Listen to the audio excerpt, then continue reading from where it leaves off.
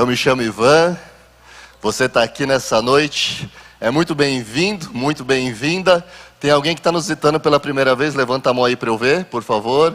Bem-vindo, mais alguém? Amém, que bom estar aqui com vocês, que bom poder partilhar desse assunto que nós vamos partilhar hoje, mas antes eu quero pedir uma coisa para vocês. Fica todo mundo em pé. Estica bem os braços para cima aí, o máximo que você conseguir. Preguiça, agora abaixa os braços, senta. Mais uma vez, fica em pé.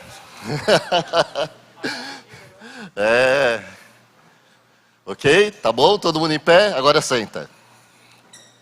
Ótimo. Nessa noite nós vamos falar a respeito de Deus. Eu vou falar para vocês que é uma das coisas que eu mais gosto de falar na minha vida. O que você gosta de falar também? Eu gosto de falar também da minha família. Eu gosto de falar de um monte de coisa. Mas Deus é um assunto que realmente me move. Porque eu tenho uma vida hoje totalmente transformada e feliz e satisfeita, porque um dia Deus se encontrou comigo e transformou a minha vida.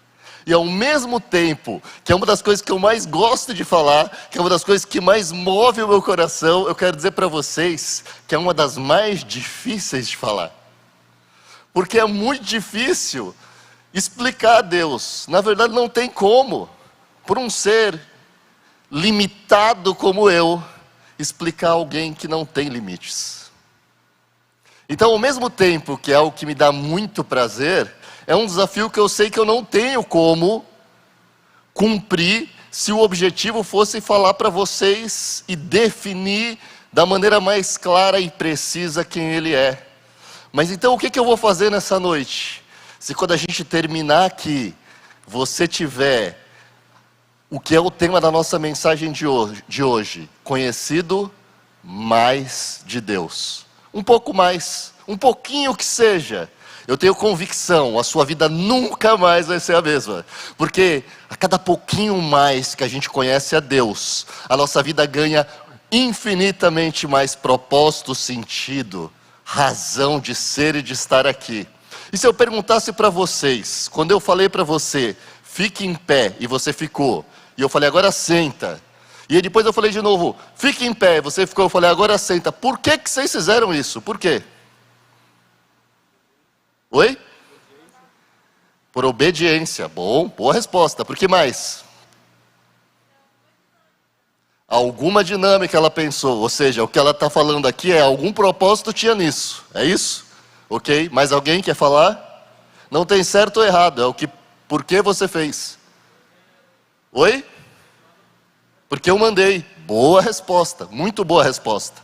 A verdade é que a razão pela qual eu fiz isso, vocês não sabem, mas vocês fizeram.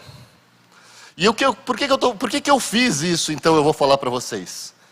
Porque nem tudo na vida a gente precisa saber no todo, para que isso tenha impacto na nossa vida. Vocês não sabiam a razão do que eu estava fazendo, mas fizeram. Impactou de alguma maneira a vida de vocês, tirou vocês do lugar que vocês estavam, sentados, e colocou vocês em pé. E tirou vocês de em pé para se sentarem. Você não sabia o motivo, mas fez. Foi por obediência, foi porque deve ter um propósito. Foi porque você mandou. Amém. Muitas vezes nós vamos nos relacionar com Deus dessa maneira.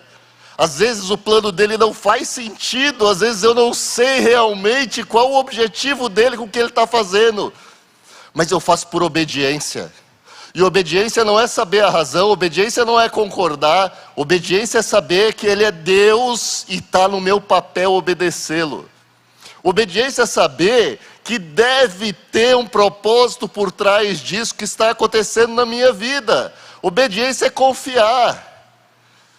Eu posso não entender o porquê, eu posso não saber a razão, eu posso não saber nem muito de quem é Deus, mas eu decido deixar que Ele impacte a minha vida e que me tire do lugar de onde eu estou para um lugar aonde Ele quer me levar, porque no fundo, eu sei que entre eu e Ele é quem sabe o que é melhor para a minha vida. E se quando a gente terminar aqui hoje, falando um pouco mais sobre Deus, você puder também sentir isso, então, mesmo sabendo que eu não vou conseguir explicar Deus para você no todo, eu vou estar satisfeito. E é sobre isso que eu quero orar nesse momento. Então, feche seus olhos. Pai, diante de Ti nesta noite, eu tenho o privilégio, Senhor Deus, de falar de Ti. Obrigado, Pai, porque isso é um privilégio que os anjos queriam, a Tua palavra diz, mas Tu deu a nós humanos poder falar do Teu amor, da esperança que há em Ti, da cura, da restauração e do sentido, ó Pai. Pai, abre os nossos corações, as nossas mentes para entendermos o que é possível entender, mas mais do que isso, para confiarmos em Ti. É o que Te pedimos nesta noite, em nome de Jesus, para a Tua honra e glória. Amém. Talvez você esteja se perguntando, tá, Ivan, você gosta de falar de Deus, que bom para você. Você é teólogo, você estuda esses negócios, top. Até acho que vale a pena falar disso, mas por que eu tenho que aprender de Deus, afinal de contas? Qual a utilidade disso para a minha vida? Por que isso é importante? E eu quero ler para vocês uma frase de um cara que eu admiro muito, que é o C.S. Lewis. Se você nunca leu um livro dele, e você quer ler um bom livro, escolha um dos livros dele. Você vai ver que leitura gostosa. E ele fala assim, ó: eu acredito no cristianismo como acredito que o sol nasce todo dia. Não apenas porque eu vejo, mas porque através dele eu vejo tudo ao meu redor. O que ele está falando? Eu não sei se você sabe, mas a gente não vê as coisas de verdade. A física diz que o que a gente vê é o reflexo da luz nas coisas.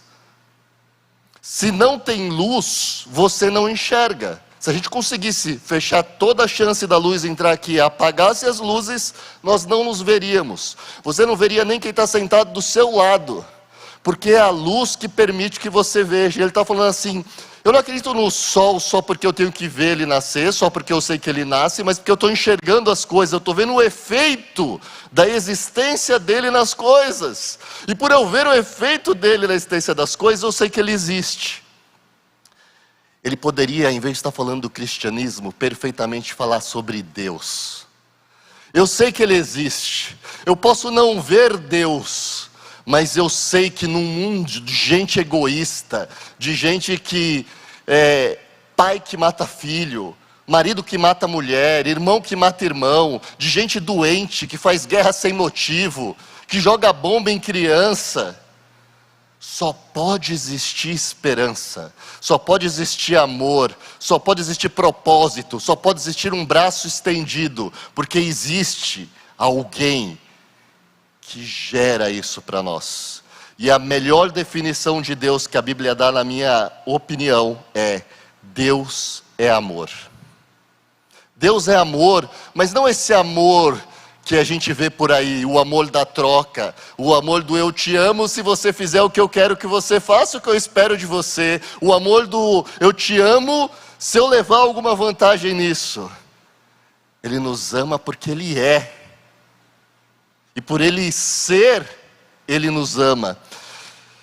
Eu quero falar para vocês que entre as inúmeras vantagens que nós veremos nessa noite de conhecer a Deus, está aquela que diz que quanto mais nós conhecermos a Deus, menos nós teremos uma vida sem propósito, menos nós teremos dificuldade de encontrar a nossa identidade, menos nós sofreremos sem sentido, menos nós seremos enganados, menos nós vamos ser levados para longe daquilo que verdadeiramente nos dá sentido. E eu quero ler com vocês um texto que está lá em Gênesis, e é o começo dessa bagunça toda.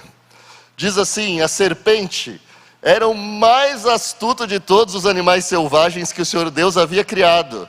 Certa vez, ela perguntou à mulher: Deus realmente disse que vocês não devem comer do fruto de nenhuma árvore do jardim? E a mulher responde: podemos comer do fruto das árvores do jardim. Respondeu a mulher: é só do fruto da árvore que está no meio do jardim que não podemos comer. E Deus disse: não comam, nem sequer toquem no fruto daquela árvore, porque se fizerem morrerão. E a serpente disse: é claro que vocês não morrerão.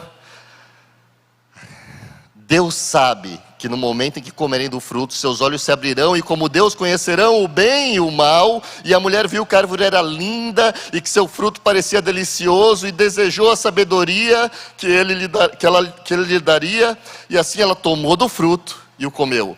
Depois deu ao marido que estava com ela, e ele também comeu.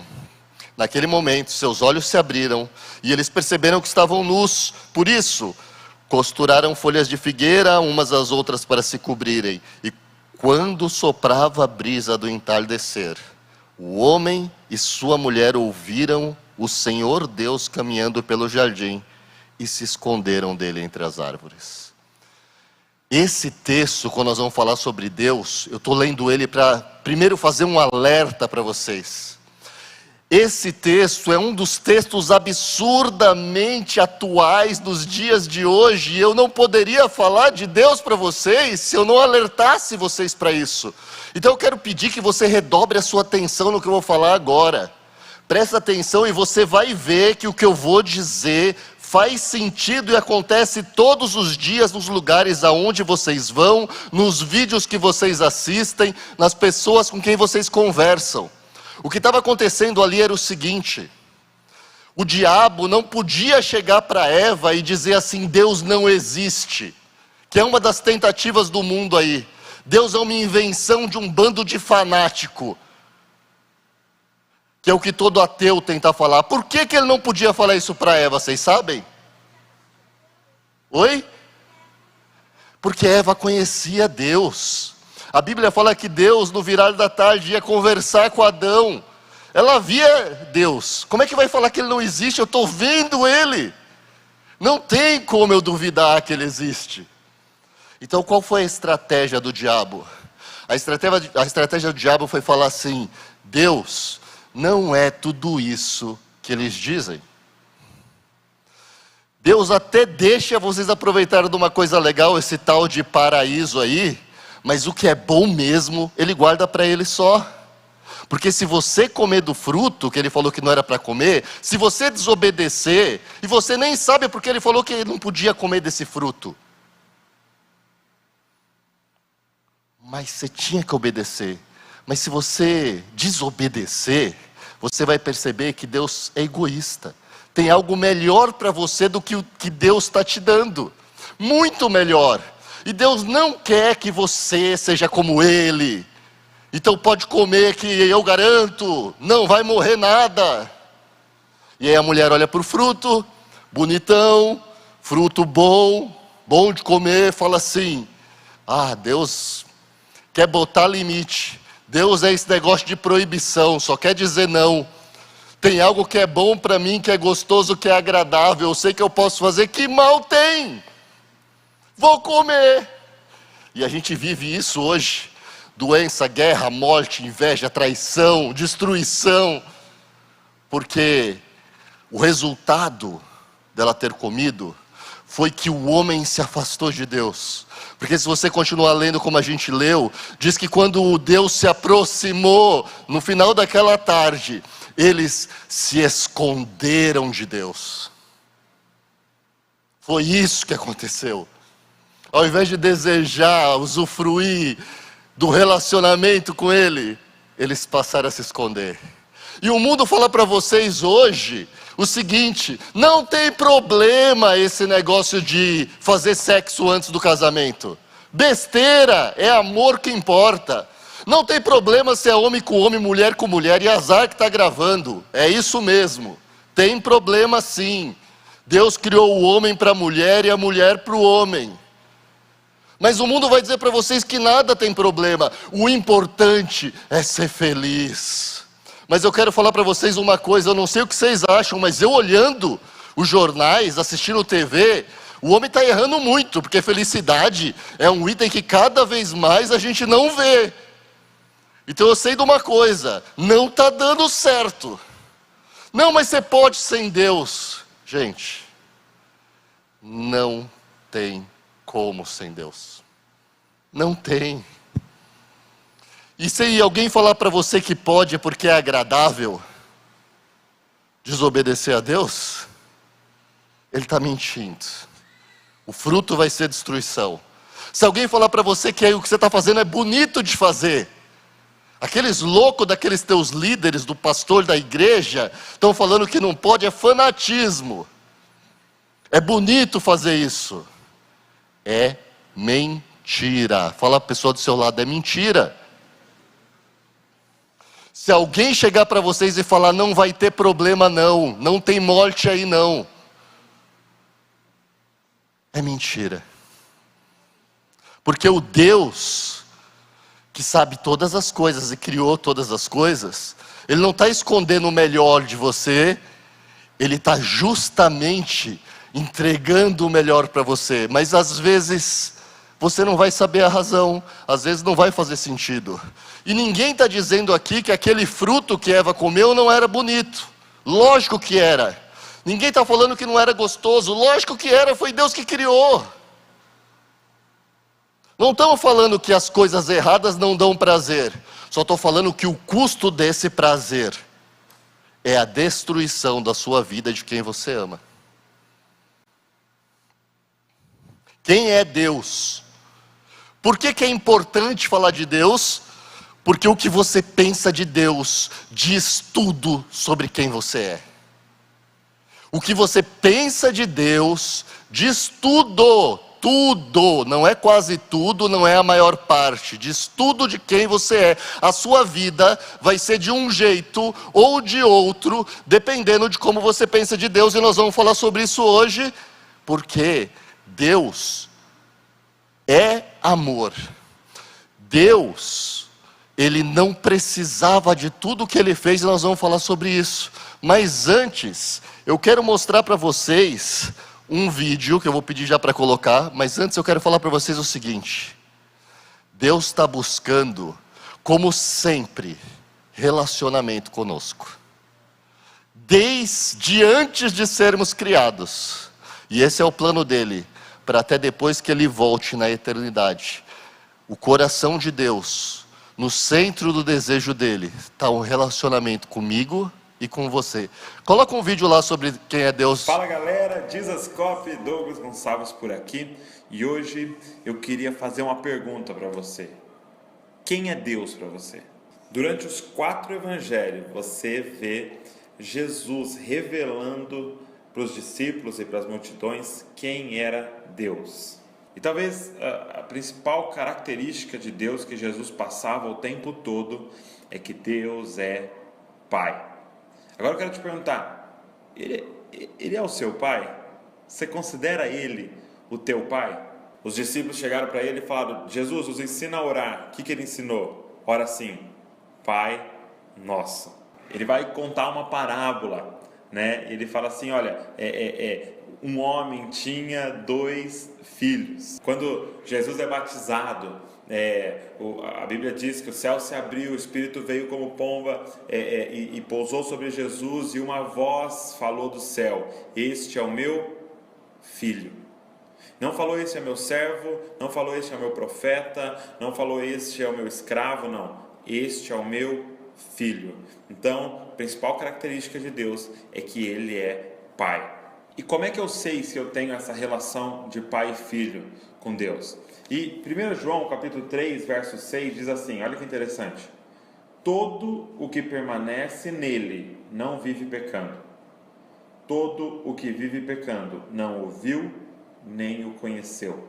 Umas semanas atrás eu fui para a Bahia para ministrar lá em Feira de Santana, foi maravilhoso. Um amigo meu chamado Saulo Daniel, ele me contou uma ilustração que eu fiquei assim maravilhado. Ele é advogado, então a ilustração é nessa área, né? Ele disse assim, olha, imagina que você está em casa e de repente entra um ladrão na sua casa. E você acha, lógico, que esse ladrão está armado, né? E você tem uma arma na sua casa. E aí quando esse ladrão se distrai, você vai lá e pega a sua arma. E sem que ele veja, você se aproxima e dá um tiro nele. E esse homem morre. E aí você agora tem esse homem morto na sua casa e você descobre que ele não está armado. E aí você vai então, fecha a sua casa e você estava sozinho, você fecha a sua casa e você vai atrás de um amigo seu advogado, você liga para ele e fala, cara, aconteceu isso, isso e isso, eu não sei o que eu faço, eu vou preso porque eu matei aquele homem, ou é legítima defesa, o que eu faço, como é que eu chamo a polícia, tal, e aí o seu amigo advogado te dá todas as orientações e você vai e faz exatamente como ele falou. Agora imagina uma segunda situação. Está na sua casa e você está com uma arma velha do seu avô, sei lá, que seu avô deixou para você, está mexendo nela e você decide que você vai limpar aquela arma naquele dia. Você está mexendo nela, tentando desmontá-la e de repente a arma dispara. E ela dispara e pega exatamente no seu pai. E o seu pai morre.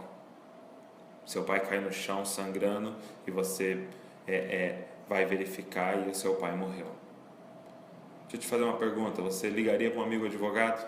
Você ficaria preocupado se você ia preso, se a polícia ia te pegar? Não.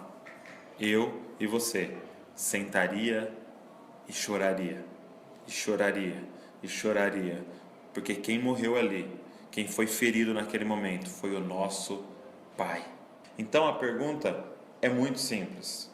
Quando você peca, você sente que você machucou um estranho e fica tentando de alguma forma, como é que eu vou escapar? Como é que eu faço para manter meu ministério? Como é que eu faço para eu contar, mas não ser punido, eu não ficar de banco? Ou quando você peca, você sente que você feriu seu pai e você chora e se arrepende, se angustia, porque você feriu quem você é apaixonado.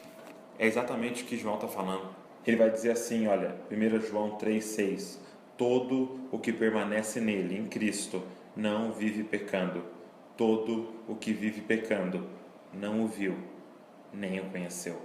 Porque quando você o vê, quando você o conhece, quando você recebe o amor intenso dele, toda vez que você peca, você entende que você está ferindo alguém que é apaixonado por você. Você não fica preocupado com o que vão achar, o que vai acontecer comigo, com o ministério, não sei o que, não. Você fica desesperado porque você feriu alguém que você ama e você quer andar em santidade, porque você quer fazer a vontade dessa pessoa que é apaixonado por você e que você ama.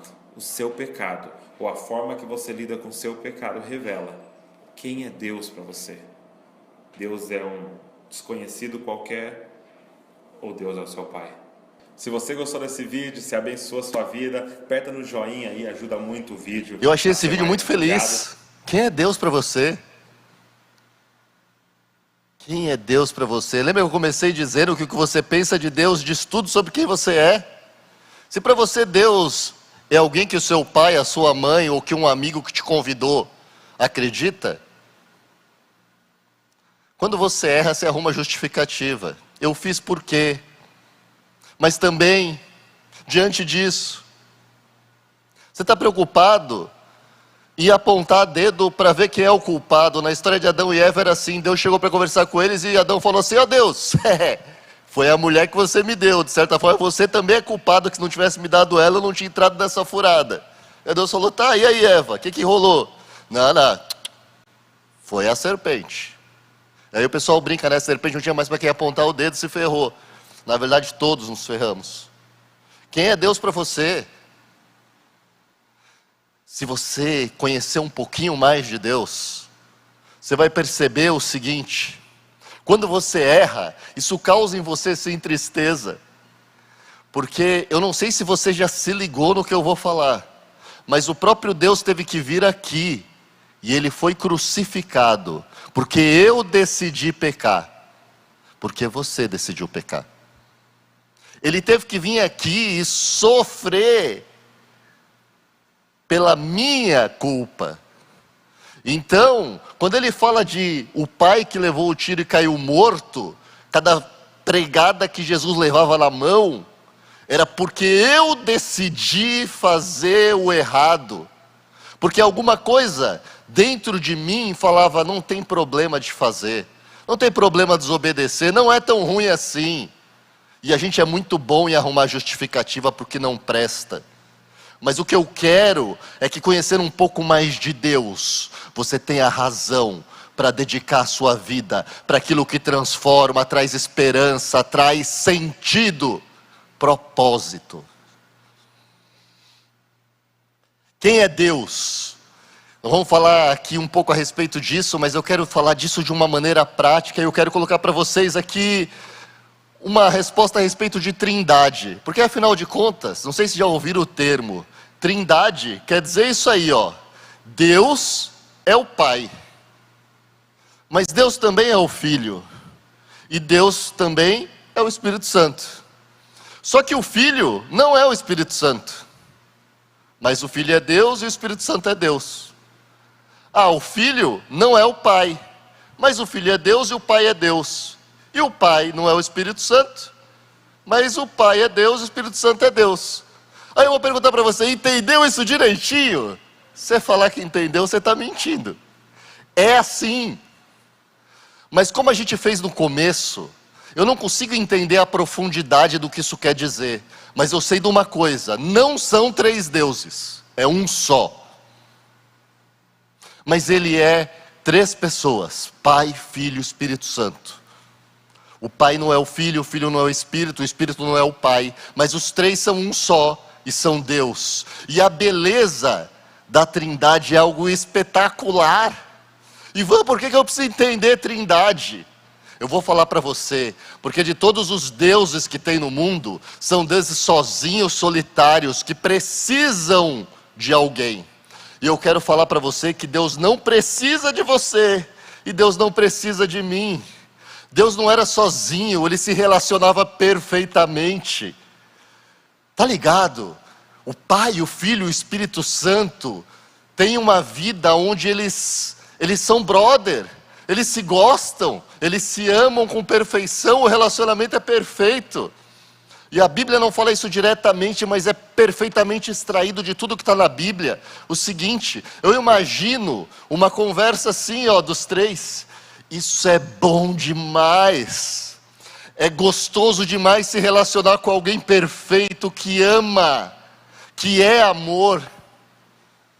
Vamos criar o ser humano porque mais gente precisa aproveitar disso.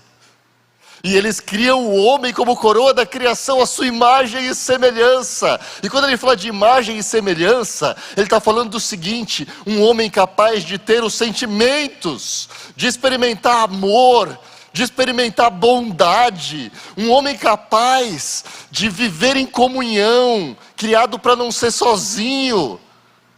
A beleza da trindade é que Deus não precisava nos criar. Ele já tinha relacionamento, ele não era sozinho. Mas ele, amor, decidiu nos criar, para que nós pudéssemos provar do que ele já vivia, o amor verdadeiro. Então, se você entender a trindade, você entende o seguinte: ele não fez porque quer alguma coisa nossa em troca. Ele não fez porque ele está faltando alguma coisa. A trindade é bonita porque ela diz assim: ele não precisava dessa dor de cabeça chamada homem, mas ele nos criou para que nós pudéssemos viver com ele o que há de mais fantástico. A Bíblia fala que nem olho viu, nem ouvido ouviu, e que a gente não consegue nem imaginar o quanto vai ser bom o que ele tem para nós. E só está no futuro, porque nós decidimos pecar. Que se o homem não tivesse se afastado de Deus, nós estaríamos vivendo isso nesse momento. Mas a beleza é, do mesmo jeito que eu devo sentir sim tristeza quando eu escolho pecar, o amor de Deus não depende da maneira como eu ajo. O amor de Deus não está ligado ao meu desempenho. Se fosse eu não merecia esse amor. Porque eu já decepcionei muita gente, eu já pisei na bola, eu já fiz coisas que não devia. Mas sabe de uma coisa? Entre as mentiras que o diabo fala, que não tem problema errar, que Deus não é tão bom assim, que as proibições são para te impedir de aproveitar o melhor, uma daqueles fala é assim: você não é digno de Deus. Você é uma pessoa que faz coisa errada. Você é alguém que age de uma maneira que você é sujo. O teu desempenho faz com que você não seja merecedor. E eu quero falar para vocês, é verdade. A gente não é merecedor, mas eu também quero falar para você que Ele nos ama não porque a gente acerta e não porque a gente erra. Ele nos ama porque Ele decidiu nos amar. Então não tem nada que você tenha feito, nada que você tenha pensado, ou nada que você tenha deixado de fazer. Porque às vezes deixar de fazer é tão errado como fazer. Se você podia ajudar e não ajudou, falar a verdade e não falou, levar esperança e não levou, você está deixando de fazer. Deus te ama e está de braços abertos, se você quiser mais de Deus. E a sua vida nunca mais vai ser a mesma. Então, esse Deus Pai, que criou todas as coisas, e que nunca fez sozinho, porque mesmo na criação, o Pai fazia através do Filho, que era o Verbo encarnado, e o Espírito Santo estava lá, se movendo pela face das águas. E eu não tenho como falar tudo para vocês. Se eu fizesse uma série aqui, eu e o Henrique, a gente não ia dar conta de falar. Então eu tenho que escolher um pouco o que falar. E tenho que ser rápido, porque eu não tenho muito tempo. É fácil para a gente pensar em Deus. É fácil para a gente pensar em Jesus, porque é uma pessoa. Às vezes o que gera mais confusão é a gente falar do Espírito Santo. Porque o mundo está dizendo que o Espírito é só uma força. É algo místico. Não é uma pessoa. O Espírito Santo é só um mover. E eu quero dizer para vocês que o Espírito Santo é uma pessoa. Ele não é uma força. Isso é mentira. O Espírito Santo pensa. Eu vou ler aqui rapidamente algumas passagens, só para vocês entenderem que ele é uma pessoa. Em Atos 15, 28, diz assim: pois pareceu bem ao Espírito Santo e a nós. Pareceu bem porque ele é uma pessoa. Ele sente. Em Efésios 4,30 diz assim: não entristeçam o Espírito Santo de Deus. Porque quando você age de uma maneira que está te levando para próximo de Deus, e logo próximo de experimentar o amor verdadeiro, Ele se alegra com você. Mas quando você decide fazer aquilo que te parece agradável, mas que é na verdade desobediência, Ele se entristece. E a Bíblia está falando, não entristeça o Espírito Santo. Ele age. Em 1 Coríntios 12, 11 diz assim: tudo isso é distribuído pelo mesmo e único Espírito, que concede o que deseja a cada um. Ele está dizendo aqui que não existe vários espíritos que podem te conceder coisas. Ele está dizendo que é só um, que é o Espírito Santo, que de verdade pode te dar coisas. Ele se importa. Mas quando o Pai enviar o encorajador, o Espírito Santo, como meu representante, Ele lhes ensinará todas as coisas e os fará lembrar tudo o que eu lhes disse. É Jesus falando. Ele é uma pessoa. E aqui não diz que Ele vai te ensinar alguma coisa, diz que Ele vai te ensinar tudo. Então você quer aprender alguma coisa? Pede o Espírito Santo. Tenha coragem de pedir. Eu não sei como lidar com o meu jeito, eu nasci assim, você sempre assim, meu jeito é difícil. Balela, mentira, besteira. Pede para o Espírito Santo, Ele vai te ensinar tudo, até lidar com o seu jeito ruim. Eu não sei como parar de fazer isso errado. Pede para o Espírito Santo, Ele vai te ensinar tudo, como fazer. Eu não sei como ajudar meu pai e minha mãe, eu não sei como ajudar meu amigo. Já pediu para o Espírito Santo? Porque a Bíblia diz que Ele vai ensinar tudo. Eu não sei qual é o propósito da minha vida, o que eu estou fazendo aqui? Pede para o Espírito Santo, e Ele vai te ensinar tudo. Tudo é tudo. E é o cara, e é único. A Bíblia diz que é o único Espírito, é só Ele que pode fazer isso.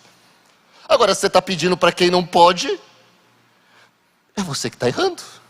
E eu estou aqui para que você conheça um pouco mais de Deus. Se você conhecer um pouco mais de Deus nessa noite, você vai aprender que você tem que pedir para Ele tudo o que você quiser aprender.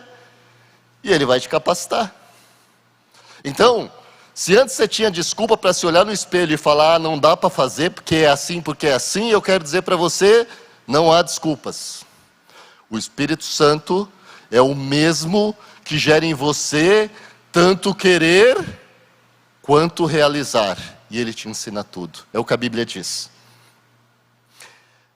Mais que isso, Ele intercede por nós. Romano 8:26 diz assim: e o Espírito nos ajuda em nossa fraqueza, pois não sabemos como orar segundo a vontade de Deus, mas o próprio Espírito intercede por nós. Isso é bonito demais. Ele sabe que eu não dou conta de fazer o negócio como tem que ser feito, nem pedir, nem pedir o que eu quero, eu sei pedir direito. Mas o Espírito Santo vai lá e traduz, fala assim: ó, Deus, é o seguinte, Deus falando com Deus. O que o Ivan quer de verdade é isso, isso, isso, isso. Ele até acha que quer uma outra coisa, mas o que ele quer mesmo, o que vai fazer bem para a vida dele, é isso, isso, isso, isso. Ele intercede, porque Ele quer que eu me aproxime de Deus. Não porque Ele quer me afastar das coisas que eu acho que são boas para mim e não são, mas porque Ele quer que eu aproveite daquele relacionamento de amor puro que já existe na Trindade.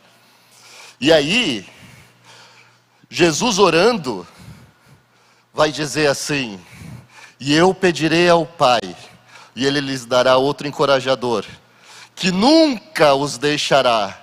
É o Espírito da verdade. O mundo não o pode receber. Note bem, o mundo não o pode receber, pois não o vê e não o conhece, mas vocês o conhecem, pois Ele habita com vocês agora, e depois estará em vocês.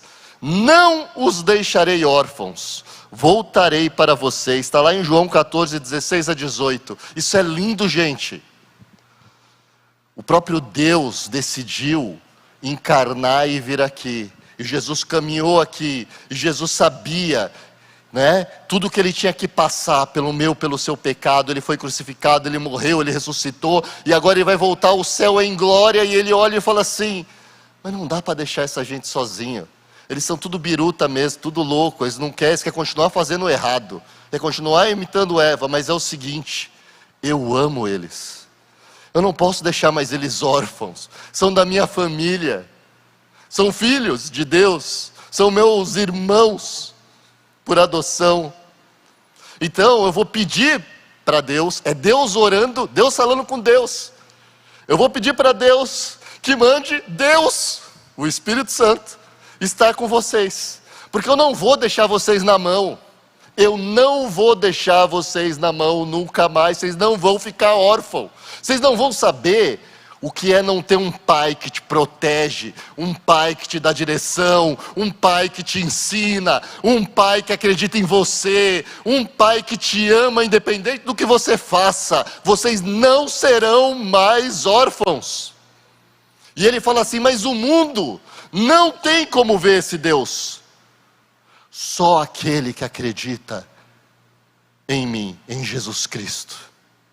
Por isso que quando o mundo fala assim: esse negócio de Deus é besteira, eles estão falando porque eles não conseguem ver o que eu vejo. Deus respeita o teu livre-arbítrio. E a pergunta nessa noite é: você quer mais de Deus? Quer conhecer mais e se aproximar mais, para poder viver mais um pouco do que é esse amor que Ele nos convidou o tempo todo? Porque eu não sei se vocês já pensaram, quando Deus escolhe dizer que Ele é Pai, Ele está dizendo o seguinte: Ele está falando assim: esse vínculo que eu criei com você não pode ser quebrado. Porque você pode gostar do seu pai ou não, ele pode ser alguém que você se orgulhe ou não, mas tem uma coisa que você não pode mudar: Ele é teu pai. E não importa se você faz o que Ele quer ou não, nem se Ele ama você ou não, teu pai biológico, mas Ele não pode mudar o fato que você é filho dEle. E Deus escolheu essa figura para dizer isso. Só que ao contrário do que eu, como pai que sou falho, posso errar, ao contrário do que talvez teu pai possa errar, Deus é perfeito e te criou e pensou em você porque Ele te ama. Ele não erra. E aí, tem mais uma passagem que eu quero ler para vocês, que diz assim: Lá em João 17, 24 a 26. Olha quanto amor tem nisso. Pai, eu quero que os que me deste estejam comigo onde eu estou. Então eles verão toda a glória que me deste, porque me amaste antes mesmo do princípio do mundo. Lembra que eu falei? Eles já se amavam. Eles já tinham um relacionamento, eles não precisavam. Pai justo, o mundo não te conhece, mas eu te conheço. E esses discípulos sabem que tu me enviaste. E aí ele continua: eu revelei teu nome a eles, e continuarei a fazê-lo. Então teu amor por mim estará neles, e eu estarei neles. Esse sempre foi o plano de Deus. Que o amor de Deus esteja em mim, que o amor de Deus esteja em você. Esse sempre foi o plano dele. E agora que nós estamos indo para o fim, eu quero falar para vocês. Deus criou o homem porque ele queria se relacionar com o homem, não porque ele sentia falta. Isso que é tanto amor, que ele falou assim: isso é tão bom, mais gente pode experimentar isso. Quando ele fala para você não faça, ele não está falando porque ele é egoísta e não quer te dar tudo o que você merece. Ele está falando porque mesmo sem entender o porquê, mesmo sem saber a razão de por que ele está falando, mesmo sem entender no todo o que está acontecendo, ele te ama e ele tem o melhor para você. Mas você tem que escolher: você quer mais de Deus ou não? Ele vai respeitar a tua decisão. Nele você vai encontrar sentido para a sua vida. Nele você vai encontrar identidade. Talvez o que você fez até hoje faça com que você tenha uma imagem de você distorcida. Talvez você não se ache alguém bom o suficiente.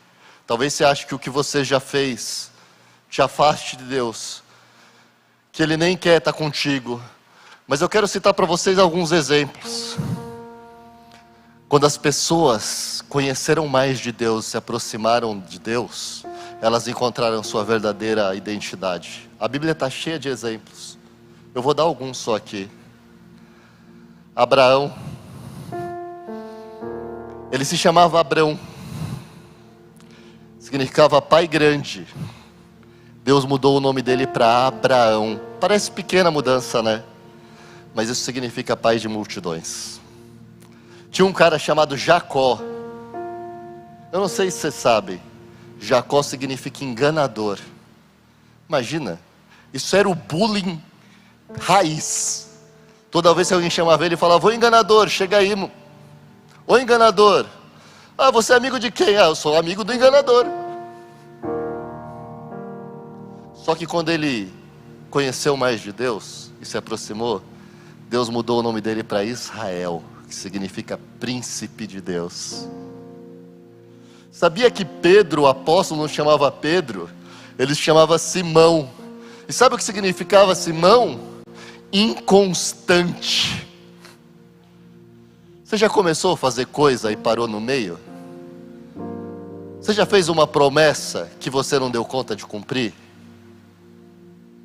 Você já disse que não ia fazer mais aquilo e passou a fazer?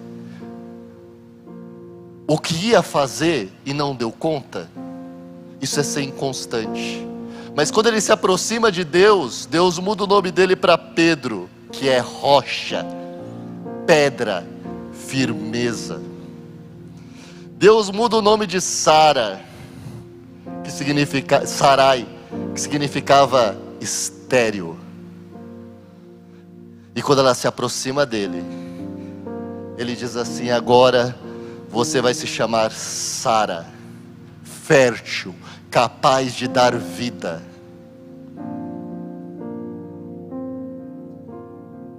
Quer de verdade saber quem você é?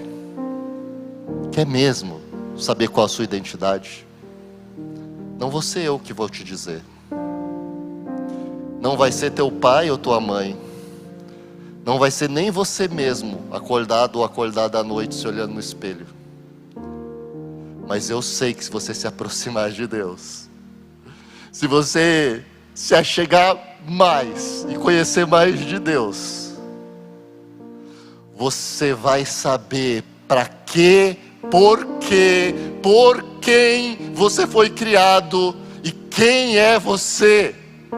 E aí não importa a opinião dos outros mais, porque quando Deus diz quem você é, uma multidão pode dizer o contrário, porque no seu coração você sabe qual é o seu propósito, e aí você passa a viver uma paz que ninguém entende o porquê, mas você está em paz. Você passa a viver o que é plenitude de vida, o que te transforma, o que faz com que você chegue num lugar e as pessoas falam assim: meu Deus, o que essa pessoa tem, é tão bom estar perto dele. Mas também aqueles que querem ficar no escuro vão se afastar de você. Mas se um dia eles quiserem saber quem eles são de verdade, se um dia eles quiserem experimentar fé, felicidade de verdade, é você que ele vai procurar. Tudo começa numa decisão.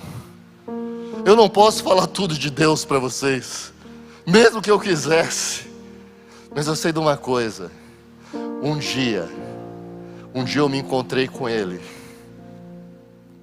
Um dia, depois de tê-lo encontrado, eu achei, por causa dos meus erros, que eu não era digno de estar com ele, e eu me afastei da igreja, e eu escolhi me afastar de Deus. O pior erro que eu cometi, eu ouvi uma voz no meu ouvido dizendo: você não é digno, você é hipócrita em falar da igreja, de Deus. Quem é você? E eu acreditei, eu dei ouvido para a serpente, achando que Deus estava preocupado no que eu fazia, no que eu falava. Deus me ama, independente de eu merecer ou não, porque eu não mereço. Mas esse mesmo Deus que me ama você. Esse mesmo Deus que sempre acreditou em mim, acredita em você. E aí, quando eu conheci mais de Deus e me aproximei dele, eu entendi quem eu sou. Gente, se tem uma coisa de bom que eu posso desejar para você, se é que você não vive isso, é que você experimente o quão bom, o quão agradável, o quão transformador, o quão curador é conhecer mais de Deus. E se nessa noite você sair daqui com vontade de conhecer um pouco mais dele, então eu saio realizado. Se tiver um aqui assim, eu não quero te convencer de nada, até porque eu não tenho esse poder. Nós estamos numa série para falar do que nós anunciamos, e o que eu quero dizer para vocês é o que eu anuncio, porque eu encontrei Deus, é que há esperança. Deus te ama, Deus acredita em você, você não é um acidente. Teu pai e tua mãe podem ter tido uma gravidez que eles não desejavam, mas Deus desejou você, e Ele criou você do jeito que você é, e Ele tem um propósito na sua vida como você é, e Ele quer que você se aproxime dEle para que você experimente o verdadeiro amor. Mas eu e ninguém pode fazer com que você viva isso, porque essa é uma decisão sua.